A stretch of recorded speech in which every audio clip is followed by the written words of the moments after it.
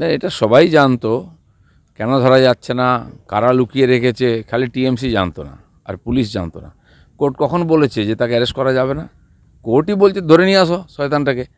কিন্তু টিএমসির লোককেও বিভ্রান্ত করছে এবং কোর্টকেও বিভ্রান্ত করছে, তাই আদালতকে বাধ্য হয়ে এটা বলতে হয়েছে যে আমরা কখনো আটকাইনি। এখন ওনারা কথা দিয়েছেন 7 দিনে নাকি ধরে দেবেন, দেখা যাক। কার্যত কাল আদালতে স্পষ্টভাবে জানিয়ে দিলেন প্রধান বিচারপতি স্টে ছিল কিন্তু অ্যারেস্ট করাতে কোনো বাধা নেই। তবুও পরে সাংবাদিক সম্মেলনে তৃণমূল নেতারা দাবি করছেন যে পুলিশ কাজ করতে পারেনি। কি বলবেন? না, এটা সবাই জানতো, কেন ধরা যাচ্ছে না, কারা লুকিয়ে রেখেছে, খালি টিএমসি জানতো না আর পুলিশ জানতো না। কোর্ট কখন বলেছে যে তাকে অ্যারেস্ট করা যাবে না? কোর্টই বলছে ধরে নিয়ে আসো শয়তানটাকে। কিন্তু টিএমসির লোককেও বিভ্রান্ত করছে এবং কোর্টকেও বিভ্রান্ত করছে, তাই আদালতকে বাধ্য হয়ে এটা বলতে হয়েছে যে আমরা কখনো আটকাইনি। এখন ওনারা কথা দিয়েছেন 7 দিনে নাকি ধরে দেবেন, দেখা যাক। নওশাদ সিদ্দিকী আজ যাচ্ছেন সন্দেশখালী, কি বলবেন? যাওয়া উচিত। এখানে বড় ডায়লগ না দিয়ে ওখানে একবার লোক কী বলছে শুনুন গিয়ে। কেন ওদের নেতাদের বাড়ি থেকে বার করে নিয়ে এসে জুতো পেটা করা হচ্ছে? টিএমসির যে কীর্তি, প্রত্যেকটি নেতার কাছে এই লোকে এরকম প্রত্যাশা চাইছে যারা একদিন অত্যাচার করেছে। এদিকে বলছে কিছুই হয়নি, কোনো এফআইআর নেই, আর বাড়ি থেকে ডেকে ডেকে নিচে টাকা ফেরত দেওয়া হচ্ছে। কার জমি, কার টাকা, কার পুকুর সব দখল করে রেখেছে। এখন মানা হচ্ছে, একটা এফআইআর পুলিশ নেয় না কারোর বিরুদ্ধে, কারণ শাহজাহান না বললে পুলিশ হবে না। তো পাঁঠার ইচ্ছায় তো কখনো কালী পুজো হয় না। আজ যখন এফআইআর নেওয়া শুরু হয়েছে, ডজন ডজন এফআইআর শুরু হয়ে গেছে। ডিজিকে ডেলি জার্নি করতে হচ্ছে, ডেলি প্যাসেঞ্জারি করতে হচ্ছে। কেন এই পরিস্থিতি তৈরি হলো? গ্রামগঞ্জের মানুষ কী অবস্থায় আছে? গায়ের জোরে মিডিয়াকে চমকে, বিরোধীদেরকে চমকে কদিন চুপ করে রাখা যাবে? আর মানুষের রাগ আজকে বেরিয়েছে। দাদা বলছি, আবার সন্দেশখালীকে উত্তেজনা কালকে। সন্দেশখালীর উত্তেজনা খালি গিয়ে পুলিশ গিয়ে চমকালে বন্ধ হবে না। এক তো ওখানকার অপরাধী শাহজাহান সহ সবাইকে অ্যারেস্ট করতে হবে, তাতেও হবে না। প্রত্যেকটি নেতা ওখানে মানুষের উপর অত্যাচার করেছে, লুট করেছে, তাদেরকে সাজা দিতে হবে। গরিব মানুষ একদিন চুপ করেছিল, আর দেওয়ালে পিঠ ঠেকে গেছে, বলতে বাধ্য হচ্ছে ওরা। তাদের ভয়টাও কেটে গেছে, কোনো হারাবার আর কিছু নেই ওদের কাছে। দাদা মুকুল রায়কে আবার জেরা করলো ইডি, ঘন্টা 2 কাঁচরাপাড়াতে চিটফান্ড মামলা। বিভিন্ন বিষয়ে যাদের উপরে কমপ্লেন আছে জেরা তো চলবেই। দাদা এবার কতগুলো প্রশ্ন, সেটা হচ্ছে আমাদের চ্যানেল 24 ঘন্টাকে গতকাল নুসরাত জাহান একটা এক্সক্লুসিভ ইন্টারভিউ দিয়েছেন। তিনি বলছেন যে দল তাকে ওখানে যেতে বারণ করেছিল, কারণ তিনি তো ওখানকার কিছু জানেন না। ওখানে যে একটা সমান্তরাল প্রশাসন চালাচ্ছিল শাহজাহান এবং তার সঙ্গী সাথী শিবু হাজরা, উত্তম সর্দার, এরা উনি জানতেন না। উনি যতবার ওখানে গেছেন সমাজসেবা করতে গেছেন, কিন্তু এই প্যারালাল সমান্তরাল প্রশাসন সম্পর্কে কিছু জানা ছিল না বলেই উনি সন্দেশখালী ইন্টেনশনালি যাননি। না, কেন উনি লোককে কথা দিয়েছিলেন? উনি এমপি হয়েছেন, মানুষ ওদেরকে ভরসা করে ভোট দিয়েছে, আর উনি কিছুই জানেন না, কোন জগতে থাকেন। উনি পার্লামেন্টেও যান না, উনি ক্ষেত্রেও যান না, লোকে ওনাকে খুঁজছে। আর টিএমসি এই ধরনের লোকেদের নিয়ে এসে মানুষকে ধোকা দিয়েছে। আবার যখন তারা ভোটে দাঁড়াতে চাইছেন না, কারণ তাদের লাইফস্টাইল আর এই রাজনীতির সঙ্গে মেলে না, তারাও বাধ্য। তারা যে কাজ করেন সিনেমা ইত্যাদি, তাতে সময় দিতে হয়, সেটা একটা পেশা, 24 ঘন্টার কাজ। রাজনীতিও 24 ঘন্টার কাজ। তাদের মুখ দেখিয়ে ভোট নিচ্ছে টিএমসি, আর মানুষকে পরিষেবা থেকে বঞ্চিত করছে। দেবকে নিয়ে বিতর্ক তৈরি হয়েছে, মিমি বলছেন আমি আর এর মধ্যে নাই, কারণ মানুষের যে চাপ সেটা নিতে হয়।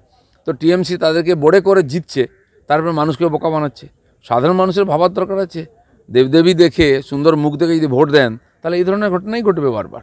আমি টিকিট পাই বা না পাই, আমি আর বসিরহাটের সাংসদ থাকি বা না থাকি, দিদি সবাইকে দেখবেন, দিদি মহিলা, ওনার সব দিকে নজর আছে। নুসরাত জাহান দিদি মহিলা বলে তো মহিলাদের দুর্দশা হয়েছে, বছর পর বছর অত্যাচারিত হয়েছেন।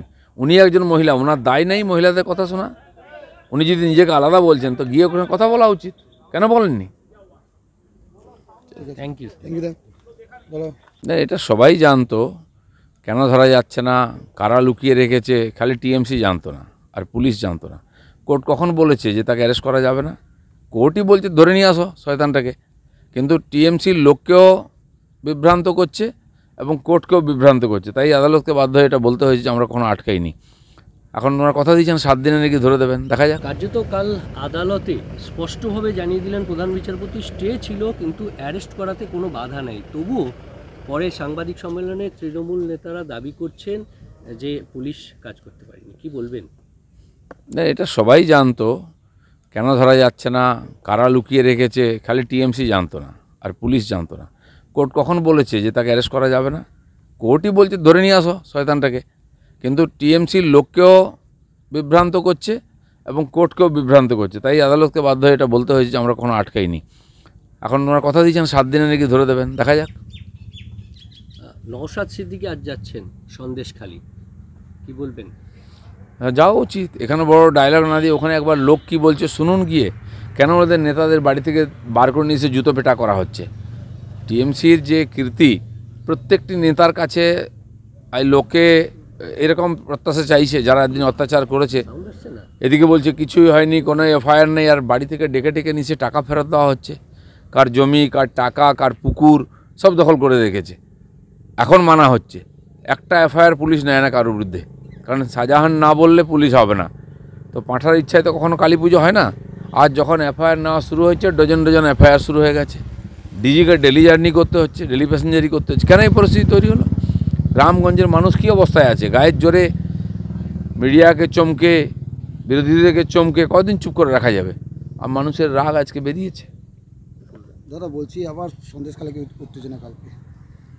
সন্দেশখালীর উত্তেজনা খালি গিয়ে পুলিশ গিয়ে চমকালে বন্ধ হবে না। এক তো ওখানকার অপরাধী শাহজাহান সহ সবাইকে অ্যারেস্ট করতে হবে, তাতেও হবে না। প্রত্যেকটি নেতা ওখানে মানুষের উপর অত্যাচার করেছে, লুট করেছে, তাদেরকে সাজা দিতে হবে। গরিব মানুষ একদিন চুপ করেছিল, আর দেওয়ালে পিঠ ঠেকে গেছে, বলতে বাধ্য হচ্ছে ওরা। তাদের ভয়টাও কেটে গেছে, কোনো হারাবার আর কিছু নেই ওদের কাছে। দাদা মুকুল রায়কে আবার জেরা করলো ইডি ঘন্টা 2 কাঁচরাপাড়াতে চিটফান্ড মামলা। বিভিন্ন বিষয়ে যাদের উপরে কমপ্লেন আছে জেরা তো চলবেই।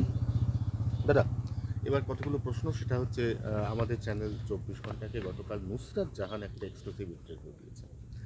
তিনি বলছেন যে দল তাকে ওখানে যেতে বারণ করেছিল, কারণ তিনি তো ওখানকার কিছু জানেন না। ওখানে যে একটা সমান্তরাল প্রশাসন চালাচ্ছিল শাহজাহান এবং তার সঙ্গী সাথী শিবু হাজরা, উত্তম সর্দার, এরা উনি জানতেন না। উনি যতবার ওখানে গেছেন সমাজসেবা করতে গেছেন, কিন্তু এই প্যারালাল সমান্তরাল প্রশাসন সম্পর্কে কিছু জানা ছিল না বলেই উনি সন্দেশখালী ইন্টেনশনালি যাননি।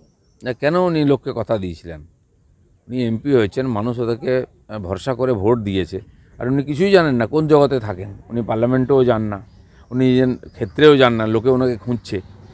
আর টিএমসি এই ধরনের লোকেদের নিয়ে এসে মানুষকে ধোঁকা দিয়েছে। আবার যখন তারা ভোটে দাঁড়াতে চাইছেন না, কারণ তাদের লাইফস্টাইল আর এই রাজনীতির সময় মেলে না, তারাও বাধ্য। তারা যে কাজ করেন সিনেমা ইত্যাদি, তাতে সময় দিতে হয়, সেটা একটা পেশা, 24 ঘন্টার কাজ। রাজনীতিও 24 ঘন্টার কাজ।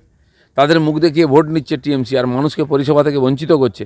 দেবকে নিয়ে বিতর্ক তৈরি হয়েছে, মিমি বলছেন আমি আর এর মধ্যে নাই, কারণ মানুষের যে চাপ সেটা নিতে হয়। তো টিএমসি তাদেরকে বড়ে করে জিতছে, তারপর মানুষকে বোকা বানাচ্ছে। সাধারণ মানুষের ভাবার দরকার আছে।